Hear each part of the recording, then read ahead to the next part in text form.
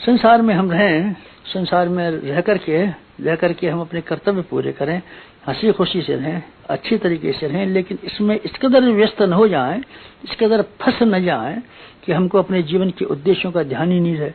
अगर हम फंसेंगे तो मरेंगे। आपने बंदर का किस्सा सुना होगा जो अफ्रीका में पाया जाता है, शिम्बून, और जिसके बारे में ये कहा जाता है कि शिकारी लोग उसको चने, मुट्ठी भर चने का लालच देकर के इसको जान ले लेते हैं। लोहे के घड़े में चने भर दिए जाते हैं और शिम्बून उस चनों को खाने के लिए आता है, मुट्ठी बांध लेता है। मुट्ठी को निकालना चाहता है तो मुट्ठी निकलती नहीं है, जोर लगाता है तो अभी नहीं निकलती। इतनी हिम्मत नहीं होती कि मुट्ठी को खाली कर दे, छोड़ दे, हाथ को खींच ले, लेकिन वो मुट्ठी को छोड़ना नहीं चाहता। छोड़ने को न चाहने का परिणाम यह होता है कि हाथ बाहर निकलता नहीं, और शिकारी आता है, उसको मार काट के खत्म कर देता है, उसकी चमड़ी को उखाड़ लेता है। हमारा आपकी स्थिति भी ऐसी है जैसे अफ्रीका की शिम्बून बंदरों जैसे।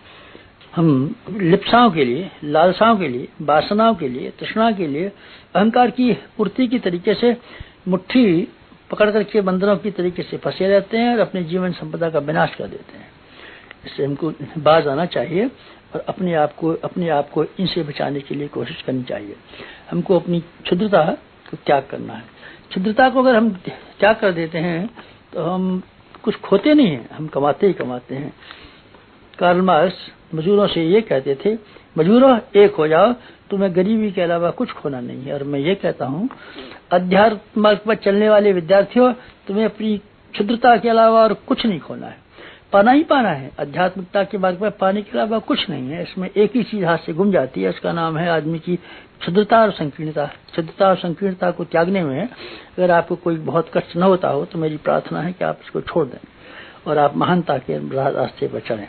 जीवन में भगवान को अपना हिस्सेदार बना लें, भगवान के साथ आप जोड़ लेंगे तो ये मुलाकात और ये रिश्तेदारी आपके बहुत काम आएगी।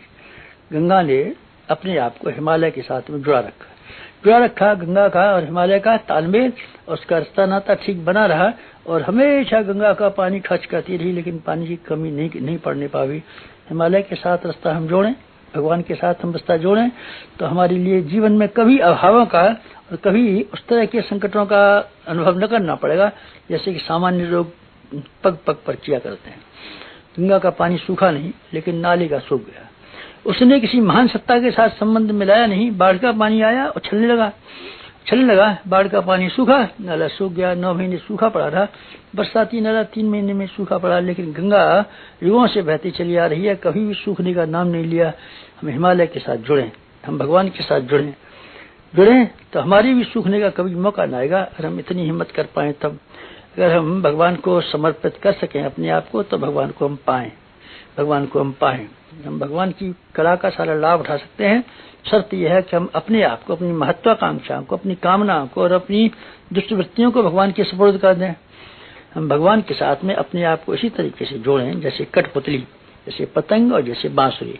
न कि हम इस तरीके से करें कि पग पग पर हुकूमत चलाएं भगवान के साथ और अपनी मनोकामनाएं पेश करें। ये भक्ति की निशानी नहीं है। भगवान की आज्ञा पर चलना हमारा काम है। भगवान पर हुकूमत करना और भगवान के सामने तरह तरह की फरमाइश की पेश करना, ये तो वेश्यावृत्ति का काम है।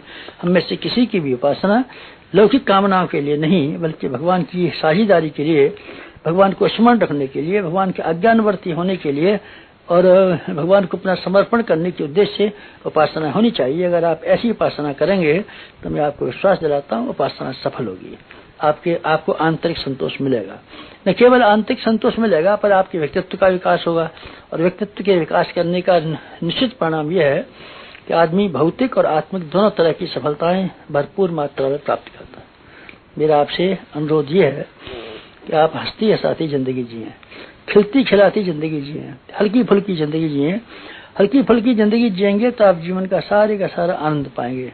अगर आप घुसेंगे तो आप नुकसान पाएंगे। आप अपने कर्तव्यों को पूरा करने के लिए जिंदगी को जिए, हंसी खुशी से जिए। हमें मालिक की जिंदगी जीनी चाहिए, मालिक की नहीं।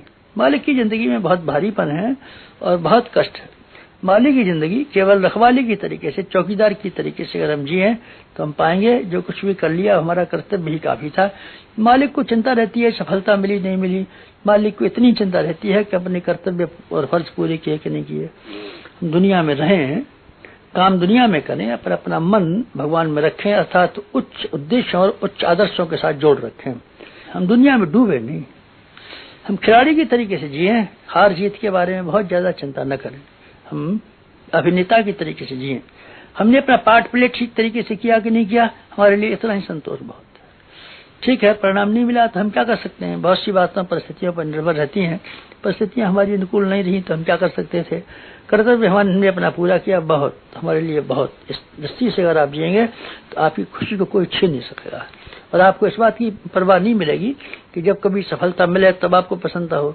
24 घंटे आपको खुशी से जीवन जी सकते हैं। जीवन की सार्थकता और सफलता का यही तरीका। हमारे YouTube चैनल को सब्सक्राइब करें और बेल आइकन को दबाएं ताकि आपको नोटिफिकेशंस मिलते रहें।